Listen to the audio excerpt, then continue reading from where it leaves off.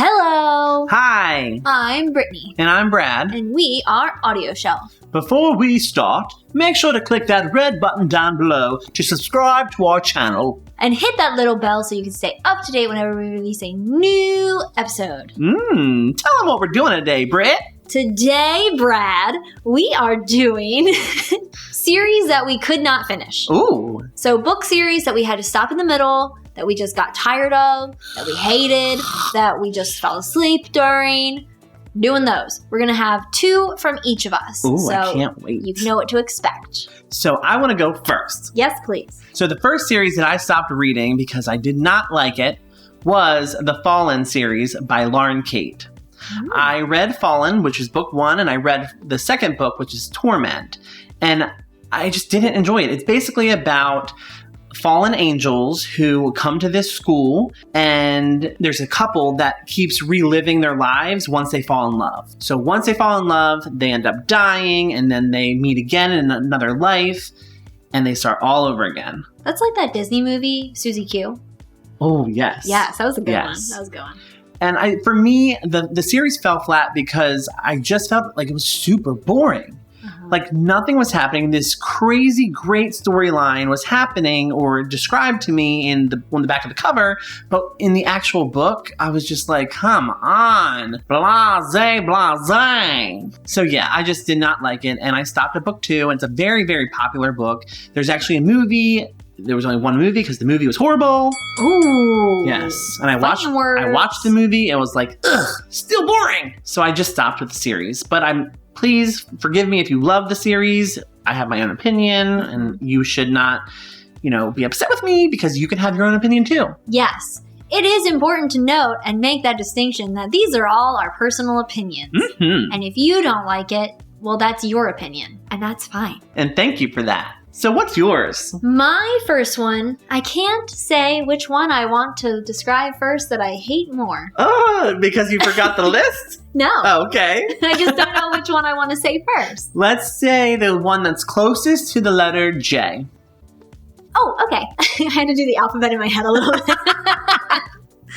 So my first series that I had to stop in the middle of is the Divergent series. Ooh.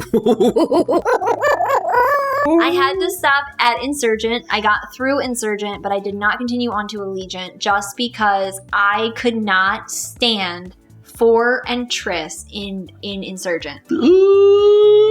Their relationship was toxic. It was awful. I felt like the entire story was not about how to change the world. It was about how to change somebody else. And I just could not handle it. I couldn't deal. So I stopped, and I will not return to that book series. Which I kind of enjoy that perspective of it, because that makes me realize why you stopped. Because the end of the book, the end of the series, which was Allegiant, which I only gave 2 stars, so I don't hate you for stopping, was the fact that Triss needed to find herself through all of that. Yes. But it took too long to get to it. It took way too long, and the second book was all her and him trying to tell each other who the other was. And I was like, this is not power. This is just lame. Yes. This is high school. So I was sick of it, and I couldn't handle it. I am someone who, it might not be noticeable yet. I don't really care for romance that much in like young adult teens. It takes a very, very special kind of connection for me to like actually get on board with a romance and have it be a plot device, like have it be a plot driver. So that's part of the reason why the second book just left a bad taste in my mouth, because I felt like they tried to promote this horribly abusive relationship as true love. Which is often in young adult, and I don't understand why. There's so many. Like Twilight, there's After. That's a very popular one. Tons of abuse. And I'm like, why are we having our kids like this stuff? We don't need this. Kids don't need this. Kids don't need it. No, they don't. All right, so my second series that I stopped in the middle of, kind of not in the middle, but after the first one, was Red Queen by Victoria Aveyard.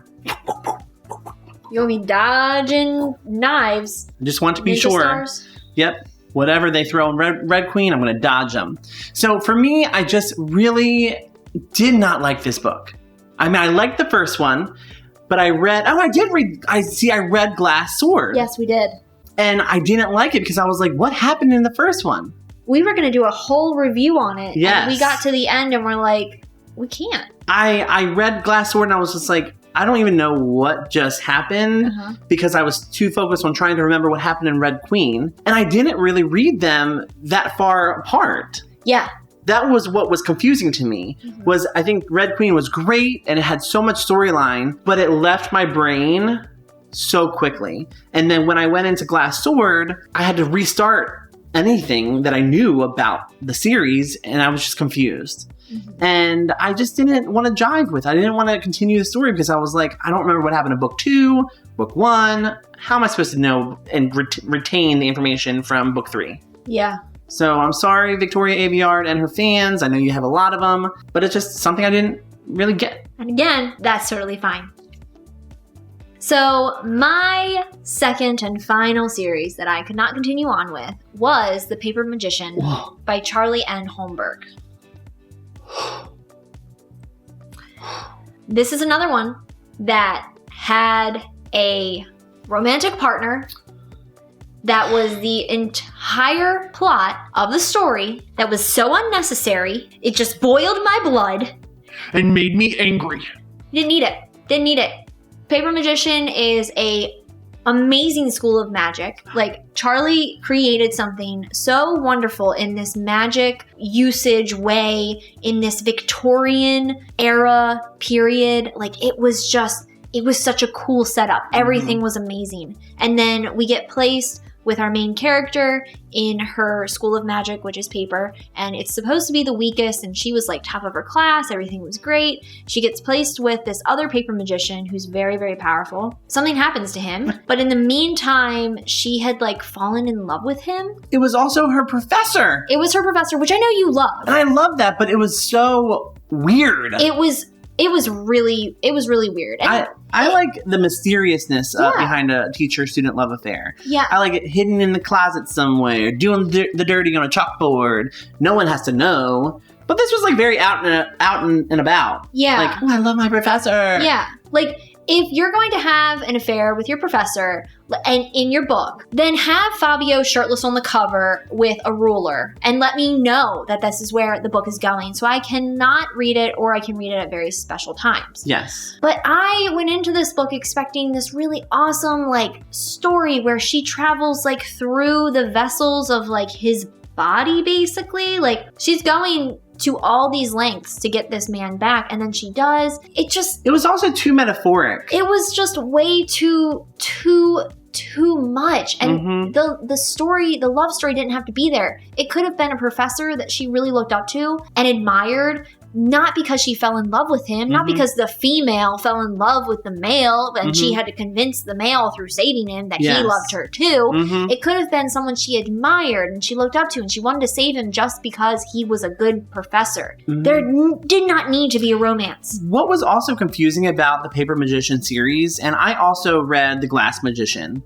Lots of Glass sequels. Yeah, that lose you afterwards. Yeah, but I thought that it was odd when the book was promoted as a young adult, but it was really a new adult. Yeah. This character was going into college, a college-like university with School of Magic, and the teacher was like 24 years old, which I did not believe. Yeah. Because I don't respect any 24-year-old professor. You gonna teach me how to suck a bottle? So I just felt like it was not really believable. And you have this college-age student falling in love with this 24-year-old college professor, and it just didn't really make sense. Yeah. Because she acted like a teenager. Yeah. It's not about the age gap that made it weird for me and not even for you. It was just the fact that the maturity level didn't seem to even begin to match their descriptions as characters.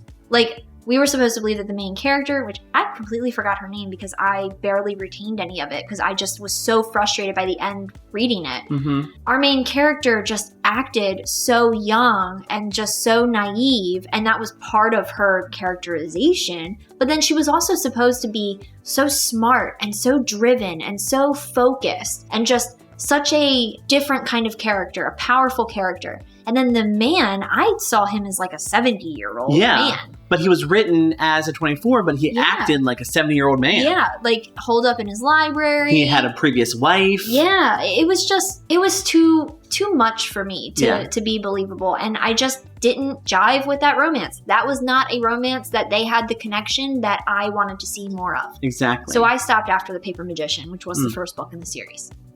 So those are 4 books that we stopped reading or listening to because we just didn't like them. Yeah. So what are some books that you guys stopped reading and or listened to? Let us know. Yeah, we want to know, and we also want to have you follow us and stay up to date with all that we are releasing because we plan on doing more book discussion topics like this in the future. So if you want to stay up to date with us, you can follow us on Twitter at AudioShelfMe, Instagram at AudioShelfMe, and Facebook at AudioShelf. And also, if you want to join our Patreon exclusive community, you can find the link down below or by Googling AudioShelf Patreon. So before you end, make sure to click that red button down below to subscribe. All right. Well, until next time. Bye. I hate Paper Magicians so much.